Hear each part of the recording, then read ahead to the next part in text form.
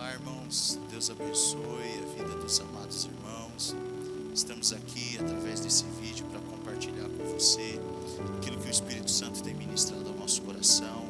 Nós já estamos aí falando há algum tempinho sobre os inimigos da igreja ou os inimigos aí do crente, né? Porque entendemos que nós, crentes em Jesus, nós somos a igreja. Então, tanto faz ser inimigo da igreja como inimigo do crente, são os nossos inimigos. E nós falamos aqui a primeira parte dessa meditação sobre o inimigo, um dos inimigos do crente, que é Satanás, né? O próprio diabo, o vosso adversário. E agora nós vamos falar sobre, nessa segunda parte, sobre o mundo, né?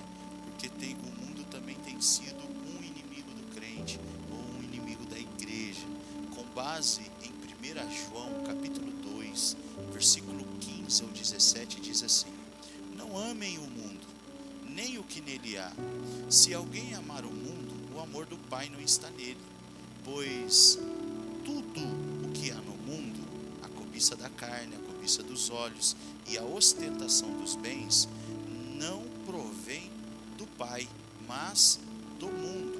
O mundo e a sua cobiça passam, mas aquele que faz a vontade de Deus permanece para sempre. Aquele que faz a vontade de Deus permanece para sempre. Querido, que texto lindo, né? O texto por si só, ele já nos orienta, já faz com que a gente venha parar e refletir um pouquinho sobre como nós estamos vivendo, que tipo de influência o mundo tem tido para com cada um de nós. Mas nós aqui entendemos também que nós vivemos num mundo contaminado, porque a palavra de Deus diz que o mundo jaz do maligno. Então o mundo vive debaixo da influência de Satanás. Então por isso nós vivemos em um mundo contaminado e temos que tomar cuidado para não nos contaminarmos com este mundo. Então por isso que a palavra do Senhor nos orienta: não amem o mundo e nem o que nele há, porque entendemos que o mundo vive sob o domínio de Satanás e é por isso que ele está contaminado. E além de estar contaminado, ele também faz oposição contra Deus e contra o povo de Deus. Ele se opõe, ele faz tudo aquilo que é o oposto da palavra de Deus, tudo aquilo que a palavra de Deus nos orienta, a forma de viver, a forma de cuidar da nossa casa, da nossa família, a forma de proceder, a forma de um cristão proceder nessa terra. O mundo, ele vem com um contexto totalmente oposto daquilo que Deus tem colocado na nossa vida. Então por causa disso nós temos visto muitas pessoas sofrendo, muitas pessoas sendo difamadas, caluniadas, sofrendo até perseguições em alguns lugares desse mundo. Nós vemos aí atualmente a China, como que o governo chinês tem aí perseguido a igreja de Cristo, né? Eu estava vendo uma reportagem agora, essa semana, sobre eles arrancando as cruzes que ficam em cima dos templos ali cristãos que tem ali no país da China, e eles arrancando tudo isso, perseguindo realmente os cristãos. Tudo por quê? Porque um dia esses cristãos, que nós nos incluímos nisso também, decidimos viver uma verdade que é Cristo, decidimos viver segundo a justiça de Deus e decidimos nos comprometermos com o Evangelho. Então quando nós nos posicionamos nesse sentido, a gente imediatamente passa a ser inimigo do mundo, porque o mundo se levanta contra a nossa vida. E só que Jesus, ele já havia nos advertido sobre isso. Jesus já havia falado, 2 João capítulo 16, no versículo 33, fala o que para nós? Olha, no mundo vocês terão aflições, né? Mas tem de bom ânimo, porque eu venci o mundo. Então Jesus, ele já avisou que a gente viveríamos dias difíceis nessa terra por causa do nome dele, por causa do nome de Cristo, por assumirmos essa responsabilidade, optarmos em viver pela verdade, através da justiça também de Deus, e também nos comprometendo com o Evangelho. Nós estamos aí vivendo muitas vezes levantes do inferno contra a nossa vida, mas todo levante de Satanás contra a nossa vida, ao invés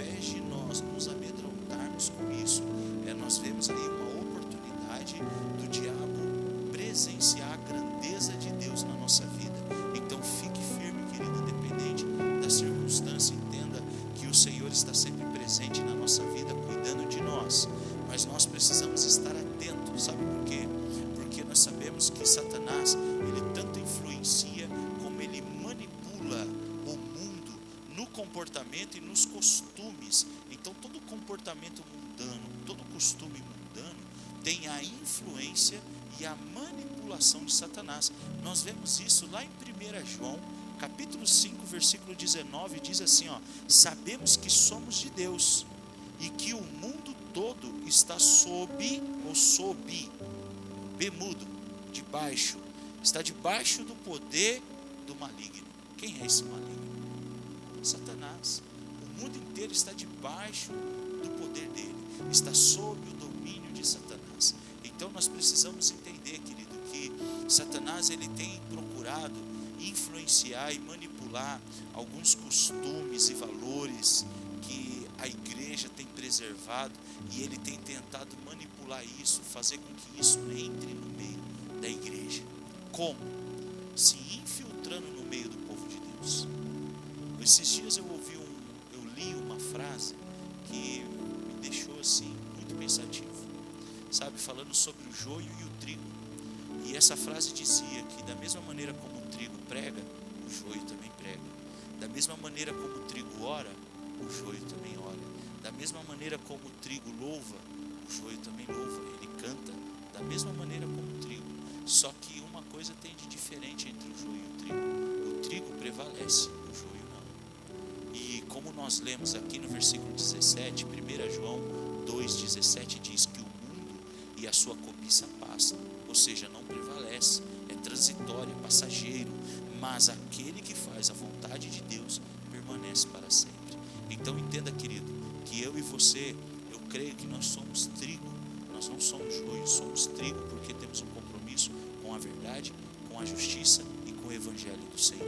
Então, que nós possamos estar atentos para enxergar e perceber, discernir os valores e a influência de Satanás no meio do povo de Deus, no meio da igreja de Cristo, porque Satanás tem tentado se infiltrar, e essa infiltração nós precisamos entender um pouquinho isso, porque nós sabemos que quando um animal selvagem, um leão, um leopardo, qualquer animal felino desse, quando ele vai caçar, ele se camufla, ele se esconde no meio da pastagem, ele vem rastejando ali de uma forma rasteira, ele vem, ele tenta se aproximar o mais próximo possível daquela presa, porque quando ele se manifesta, aí a presa, mesmo que ela corra, ela não vai muito longe, porque ele alcança ela, e ele, quando ele pega, você já sabe, né? João 10:10,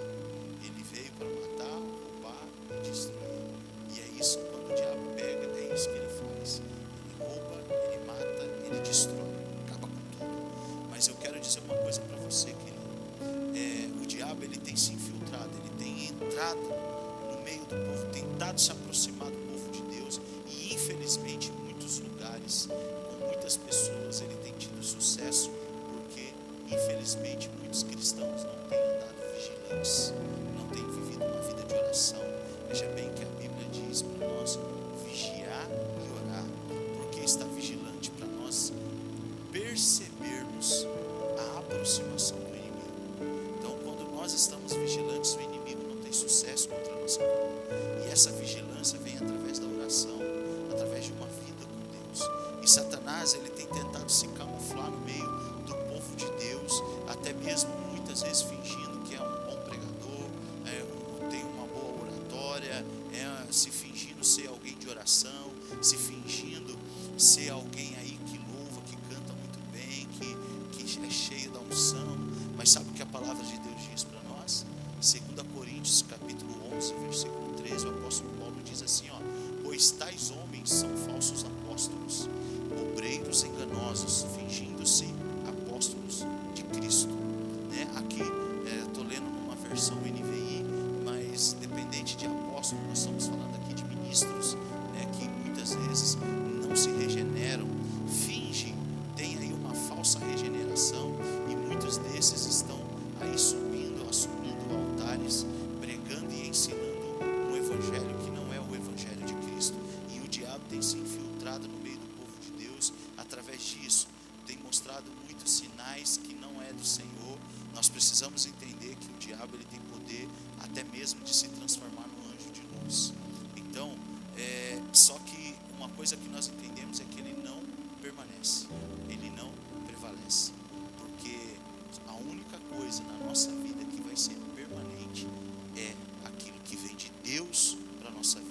Se não vem de Deus, meu irmão, pode ter certeza que vai cair por terra.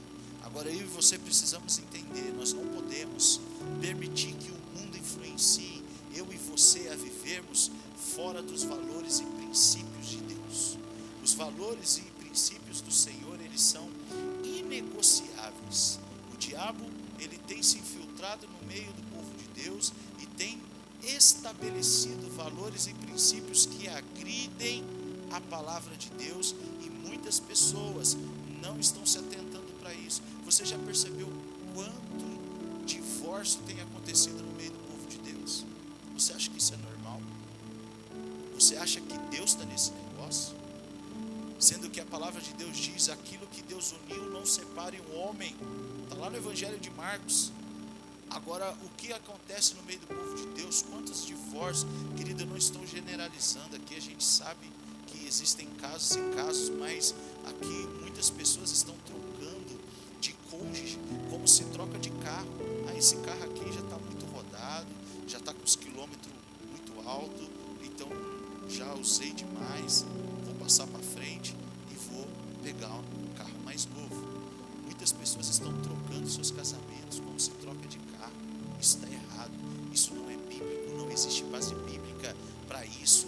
Divórcio por qualquer situaçãozinha, isso não tem base bíblica, isso é contra a palavra de Deus, é pecado, e nós precisamos denunciar o pecado, nós precisamos pregar contra o pecado. Então, querido, entenda que o mundo tem tentado entrar no meio da igreja, valores mundanos, porque outrora isso era normal fora da igreja de Cristo, mas eu estou falando, citando aqui um exemplo, uma realidade que se acontece dentro das igrejas, no meio do povo de Deus, sabe? Líderes, pastores, que são referências na vida de muitas pessoas, acabam dando esse mau exemplo, influenciando a igreja a valorizar ou acatar valores e costumes mundanos no meio do povo de Deus. Só que Deus não permite, Deus não aceita, isso é fogo estranho no altar de Deus, e a palavra de Deus já disse que esses são falsos pregadores, falsos apóstolos, como diz aqui no versículo que eu acabei de ler, que está aqui em 2 Coríntios 11:13, né? Esses tais homens são falsos apóstolos ou falsos ministros, obreiros enganosos, enganadores, que pregam uma verdade que é a verdade dele, não a verdade de Cristo, não é a verdade da palavra. Nós precisamos parar com esse negócio de adaptar a palavra de Deus de acordo com aquilo que nós estamos vivendo. Não, a palavra de Deus, ela não precisa de adaptações, ela precisa ser praticada na íntegra. Sabe, nós estamos vivendo a era digital, a igreja digital, estamos caminhando para isso, mais pessoas online do que presencial, mas isso não quer dizer que a palavra de Deus mudou. Os princípios e valores da palavra de Deus continua sendo o mesmo. Deus continua sendo o mesmo, ele não muda, ele não falha, ele é o mesmo ontem, hoje e será eternamente. Os seus princípios são o mesmo, aquilo que era pecado continua sendo pecado, não mudou. Então nós precisamos tomar uma posição diante de Deus hoje. Não ameis o mundo, nem as coisas que há no mundo. Nós temos que lançar fora todo valor, todo costume mundano, toda paixão mundana que muitas vezes está em nós. Temos que lançar por terra. Sabe por quê, meu querido? Porque muitas vezes nós estamos igual o povo, quando Deus usou Moisés para tirar o povo do Egito e levar para o deserto. Nós estamos assim. Deus já nos resgatou desse mundo pecaminoso, Deus já nos limpou com o seu sangue, com o sangue do Cordeiro sobre as nossas vidas, perdoou os nossos pecados. Mas muitas vezes nós não vivemos mais no mundo, não vivemos mais no Egito como o povo de Israel estava, mas o Egito está aqui dentro ainda, o mundo, as práticas mundanas ainda está aqui dentro. Nós vemos isso quando Moisés subiu para receber ali os mandamentos do Senhor. O povo achou que Moisés demorou. O que eles fizeram? Construíram um bezerro de ouro. E nesse momento nós vemos ali que o povo geograficamente não estava mais no Egito, mas o Egito ainda estava dentro deles. O mundo muitas vezes ainda está dentro de nós. Quantas vezes nós vivenciamos situações em que o velho homem quer se despertar em nós, mas nós não podemos, porque é isso que o diabo quer. Ele lança lança os seus costumes e valores no meio do povo de Deus, para que o velho homem ressuscite, para que o velho homem se levante e faça aquilo que o Senhor reprova, porque o diabo, a Bíblia diz que o diabo ele já está sentenciado.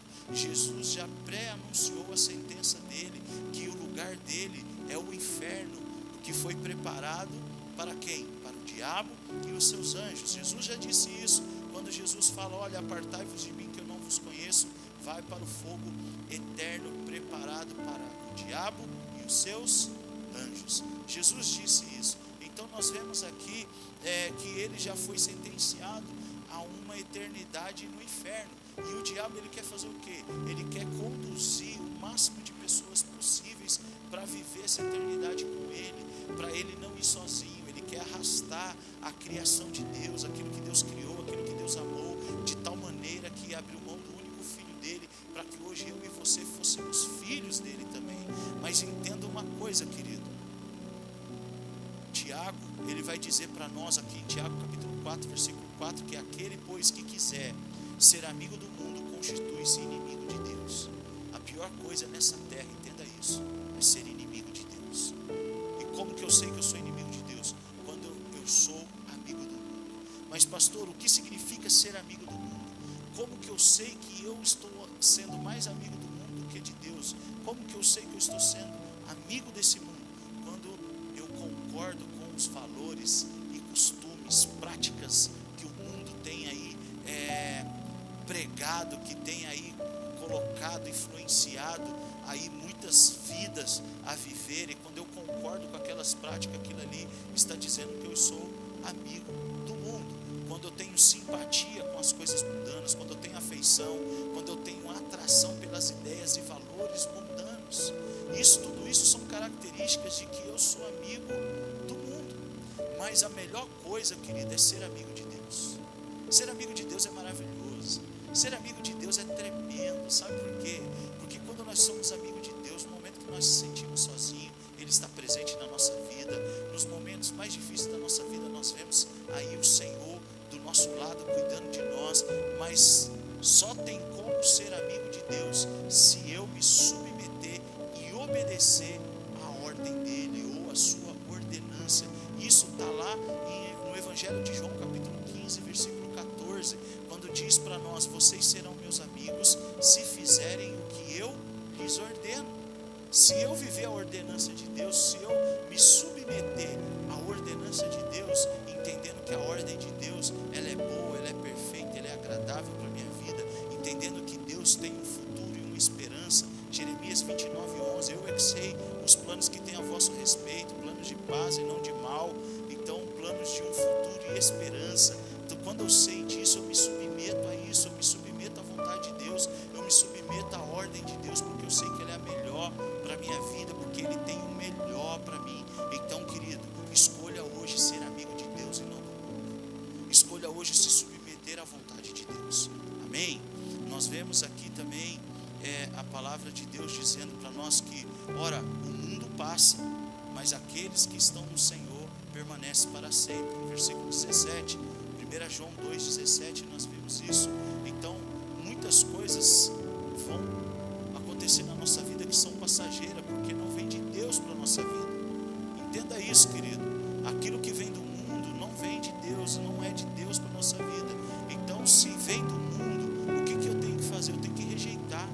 Muitas pessoas estão negociando, estão se arriscando a sua posição no reino de Deus por algumas vantagens passageiras, por alguns momentos passageiros que nós vivemos aqui nessa terra, mas não viva de momento passageiro. O Senhor tem uma eternidade para mim, para você. Eu quero encerrar aqui esse vídeo. Eu tenho muitas mais coisas para falar, mas para que você reflita. Eu não quero aqui sobrecarregar o tempo, mas que você reflita que o Senhor, Ele tem grandes coisas a realizar na nossa vida, mas nós temos que escolher ser amigo dEle. Como que eu sou amigo do Senhor? Quando eu escolho obedecer a sua vontade. Que Deus abençoe a sua vida e tenha